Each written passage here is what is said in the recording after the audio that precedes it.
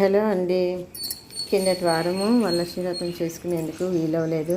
ఈ వారం చేసుకుంటున్నాను. పూజకు అన్నీ మన తోటలో ఉన్న పూలే కోసాము. అడీనియమ్స్ అన్ని రకాలు, సంపంగలు 2 రకాలు, పొగడబంతి పూలు, రోజా పూలు, ఇంకా పింకు, వైటు, నీలము, శంఖ పూలు ముద్దవి, గన్నేరు పూలు రెక్కవి, ముద్దవి, అన్ని రకాలు దగ్గర దగ్గర 10-11 రకాలు అయితే అయిపోయాయి.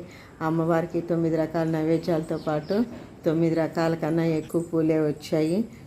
బటర్ఫ్లై చూడండి ఎంత చక్కగా ఎగురుతున్నారో. న్యాచురల్ పాలినేటరు. పూజకి పూలన్నీ సిద్ధమైపోయాయి, కోసుకొని వచ్చాము. కలసం కూడా రెడీ చేసేసుకున్నాము. ఇంకా పూజ మొదలు పెట్టడమే.